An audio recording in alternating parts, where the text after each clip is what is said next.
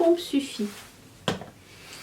You put on the water, you wash it, you rinse. Bonjour à tous et bienvenue sur le channel. J'espère que vous portez tous très bien. Aujourd'hui c'est le dernier jour du mois d'avril. Est-ce qu'on est d'accord que le mois d'avril n'est pas passé vite? Je sais pas, j'ai l'impression que ça fait un an qu'on est là-dessus. Et comme toutes les fins de mois, je fais un retour sur mes empties. Et je suis toujours surprise à quel point je peux terminer le produit en un seul mois. Et à chaque début de mois, je me dis, bon, les empties du mois prochain, il va y avoir genre 3 bricoles. Je me ramasse toujours avec un panier plein. J'ai même fini un livre et je vous en parle à la fin de cette vidéo.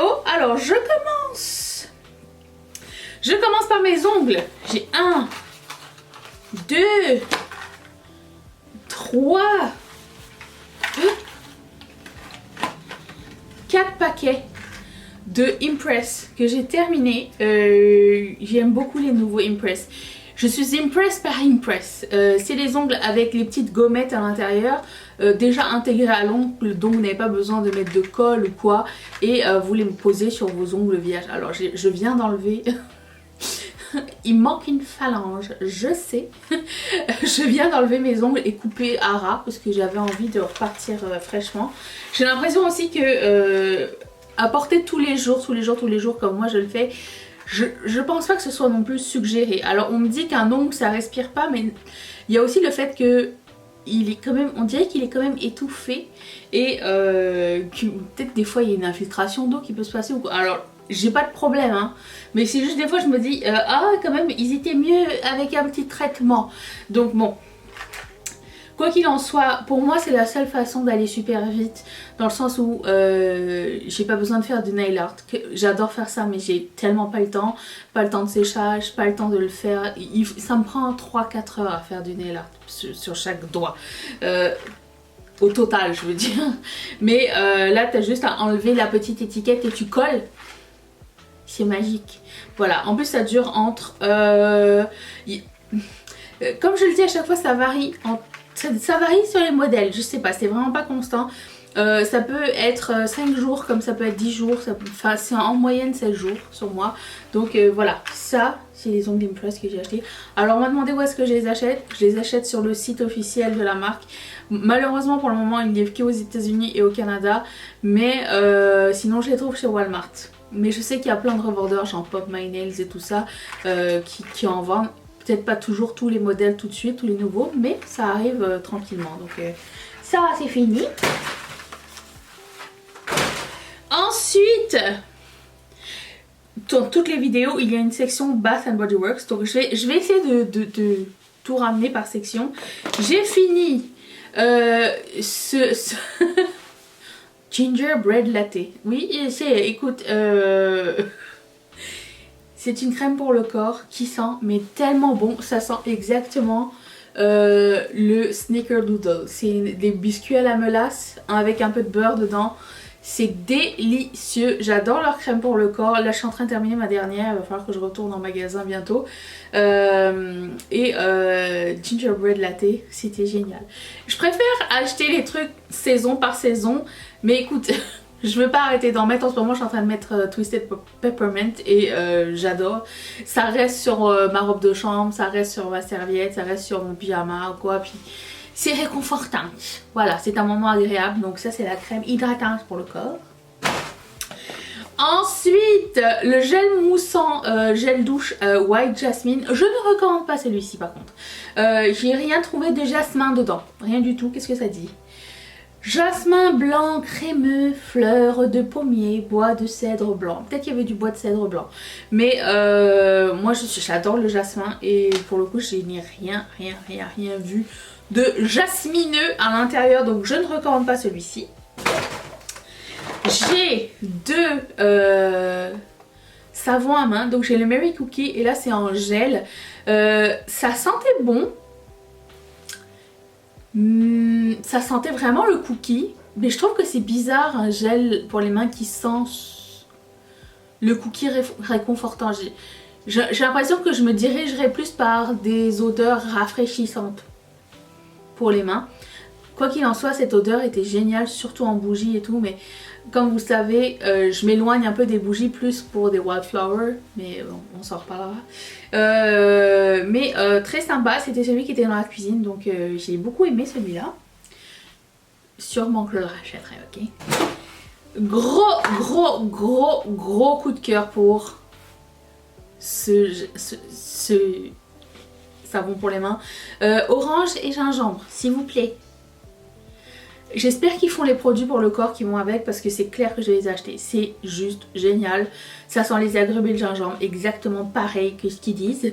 C'est quoi? Doux savon moussant pour les mains, orange plus gingembre, voilà. Rien de plus, rien de moins. Il n'y a pas d'autres... Il n'y a pas d'autres explications. Puis... J'ai fait du sport ce matin. Écoute, j'ai le droit de me la péter 2 minutes. Et j'ai un... Je me suis froissé un truc. Bref. J'ai celui-ci. Encore une crème pour le corps, mais de l'automne. Marshmallow Pumpkin Latte. Sent exactement ce que tu t'attends à ce que ça sente. Ça sent... ça sent le latte à... Ça sent le latte à la pumpkin. Ça sent avec du marshmallow. Ça sent exactement ça. C'était juste trop bien. Lui, c'est clair, je le rachèterai. Moi, dès qu'il y a une odeur un peu sucrée, un petit peu aromatisée, quoique... Est-ce que... En fait, j'aime les odeurs en général. Je sais pas, j'ai pas de style d'odeur. Peut-être. Parce que quand on y pense, orange et gingembre, c'est pas sucré, mais c'est aromatisé. Comment vous dire? C'est bien fait qu'est-ce que vous voulez? Je sais pas. C'était bien fait. C'était un bon mélange, c'était une bonne expression, une bonne... comment dire? Un bon moment olfactif. Une belle expérience d'application de crème. Voilà. Est-ce que j'ai autre chose de pumpkin spice? Non, j'ai pas d'autre chose. Alors, ensuite j'ai fini mon cleanser de Reversa, le 3 en 1. Je pense que ça fait genre 4 ou 5 fois que j'en ai un. Ça c'était la marque qui me l'avait envoyé et je voulais le racheter. Je vous raconte l'histoire pour laquelle je ne l'ai pas racheté tout de suite. C'est que je voulais le racheter, mais le racheter chez Jean Coutu. Je pense que j'ai mon œil qui colle, mais bon, c'est pas grave. Et je la rachète chez Jean Coutu parce que c'est moins cher que chez Pharmaprix, mais beaucoup moins cher. Et pour le coup, je n'ai pas croisé de Jean Coutu. Du coup, j'ai acheté un cleanser de Marcel, une marque que j'aime aussi beaucoup. Mais celui-ci est dans... C'est mon numéro 1. C'est mon numéro 1 cleanser. Je fais un double cleanse. Au fait... Avec ça, le Squalane Cleanser, je pense que ça fait le 4 ou 5e que j'ai de la marque The Ordinary. Et j'achète, j'ai pas acheté, ils me l'ont envoyé. Quand je peux, j'achète le full size qui est toujours sold out sur le site de Sephora. Faudrait que je passe une grosse commande sur le site de The Ordinary. Qui est le meilleur nettoyant pour le visage. Donc je commence par ça, qui est une espèce de crème aqueuse. Vous frottez sur le visage et que vous enlevez avec de l'eau chaude. Et après ça, je fais un double cleanse avec ça. And to become one. C'est le meilleur combo pour moi. Donc voilà, ça j'adore, c'est mes deux favoris. Donc ça, j'en ai pas racheté un. La marque m'en a renvoyé un gentiment parce que j'en avais pas et j'en trouvais pas. Voilà. Ensuite, 12 ans plus tard, j'ai enfin fini, sans mentir, hein, ce Kérastase Elixir Ultime de L'Oréal. C'était mon huile pour les cheveux. J'ai changé pour le Smoothing Serum de L'Oréal. Ni l'un ni l'autre, je les ai achetés. Ça, je les avais eu en PR il y a très longtemps. Et ça, je les ai eu en PR il y a un peu moins longtemps, mais longtemps quand même. Et j'aime bien lui. Il est cool parce qu'il est pas gras en fait, c'est pas une huile. Je pensais que ça allait être une huile, mais en fait non. C'est moins gras qu'une huile. Et bon, ok, bon, là c'est... Bah tiens, si on faisait une démo, allez. C'est parce que j'en ai mis avant de me coiffer, mais j'en ai pas remis après. Allez, une pompe suffit. You put on the water, you wash it, you rinse. Voilà.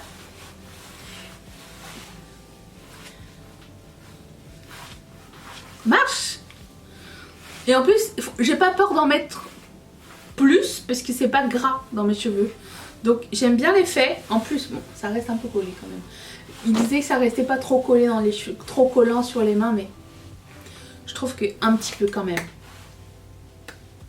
Un peu. Je vais essayer de démaquiller ma main. Ensuite, j'ai terminé un masque pour les cheveux de Living Proof. Ça m'avait aidé quand j'attendais que mon après-shampoing arrive. Et il était très cool ce masque là, je l'ai bien aimé. Il a bien facilité le coiffage par la suite. C'était un bon masque.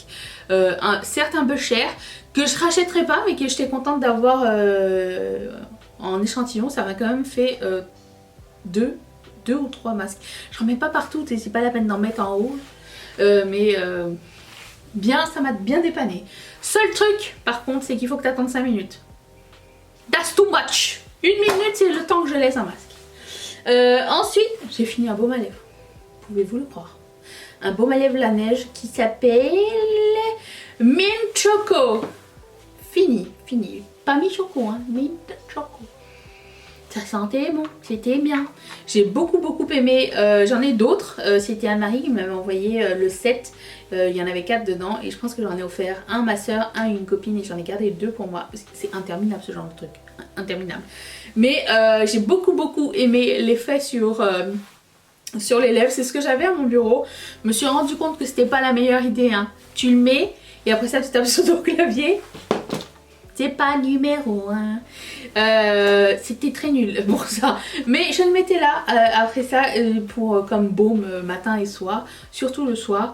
Je vous dirais que je préfère ceux de Colourpop en termes de texture.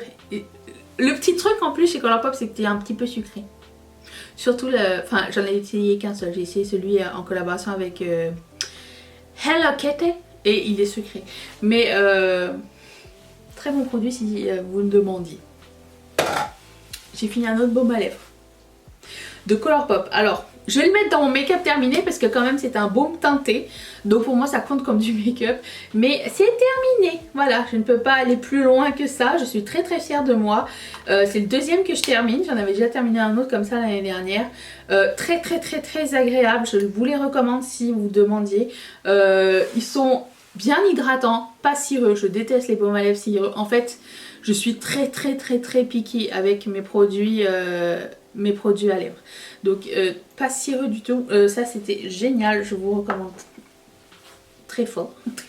Je me débarrasse de ma dignité de ce pinceau qui ne me sert absolument à rien. C'est un pinceau qu'on pense pour le fond de teint mais tellement mou que le fond de teint rentre à l'intérieur, donc ça ne sert absolument à rien.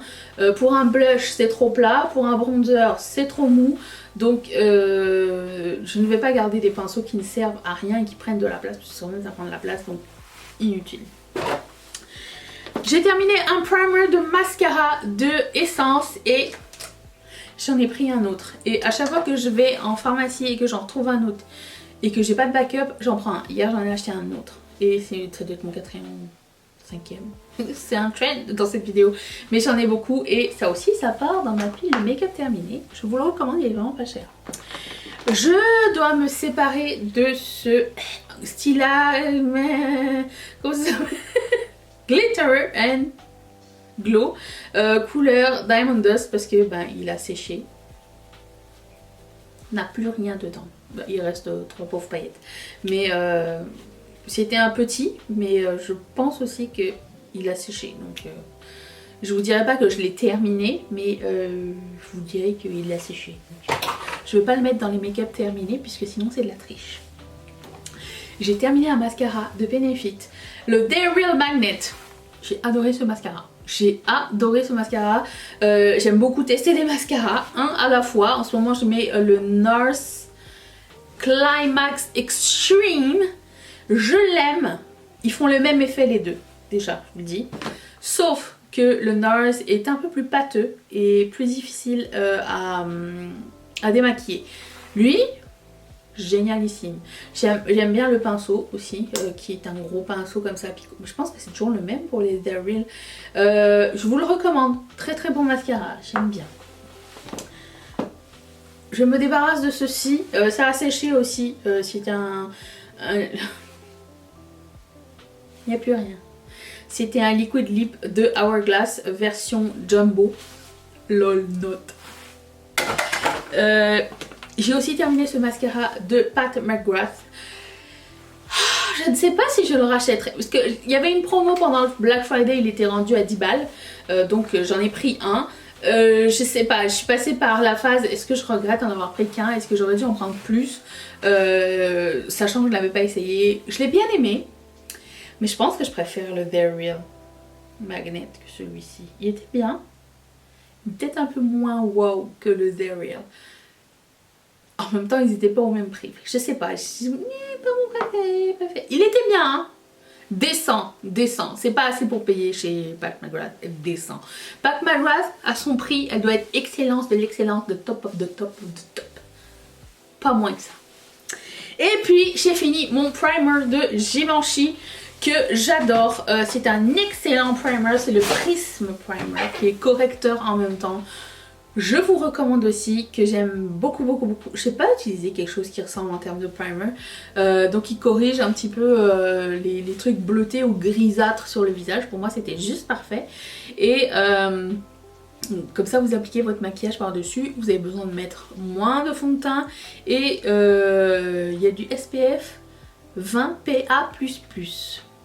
Ne sais toujours pas ce que ça veut dire. Mais très bon primer. Passons au livre, et si vous voulez nous quitter maintenant, je vous remercie d'être resté avec moi. Demain on se retrouve pour un Get Ready With Me et j'ai une super cool palette à tester avec vous, j'espère que vous serez là. Et plein d'autres nouveaux make-up aussi, donc je vous retrouve demain. Mais si vous voulez savoir quel livre j'ai terminé ce mois-ci, c'est le livre des Baltimore de Joël Dicker. C'est mes meilleurs amis qui me l'ont envoyé dans mon colis d'anniversaire. J'avais adoré le premier, l'affaire Louis Trio. Je me rappelle plus c'était quoi le premier. Mais j'avais beaucoup aimé le premier. J'aime beaucoup sa façon d'écrire et tout. Et quand j'ai vu qu'il y en avait un autre, ma copine m'avait dit bah il est bien mais il est pas aussi bien que le premier. Beaucoup de gens m'avaient dit qu'ils étaient déçus par celui-là que l'autre. Et j'ai préféré lui. Je vous explique pourquoi. Parce que c'est une histoire de famille et moi j'adore les histoires de famille. Alors, il y a histoire de famille et histoire de famille. J'aime bien savoir les secrets de famille, voilà c'est ça. J'aime les secrets de famille mais je n'aime pas les histoires de famille genre comment je deal avec mon ado, comment c'est dur d'être un parent, comment... Ça m'interpelle un peu moins, mais les secrets de famille, savoir pourquoi tel événement s'est passé pour en arriver à tel résultat, une histoire tragique, j'ai énormément aimé, c'était bien fait, on voyage du passé au présent et la transition est très bien faite, on comprend très bien comment c'est amené chronologiquement parlant, j'ai beaucoup aimé.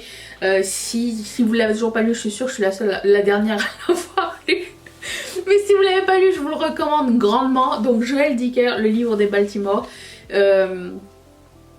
Très belle et touchante histoire. Vraiment, j'aime bien moi, les histoires de famille, donc je vous le recommande. Si vous avez des suggestions aussi de bouquins, je vous invite à les mettre. Je suis en train de lire un livre, je sais pas si je vais le continuer. Je l'ai commencé hier, avant-hier.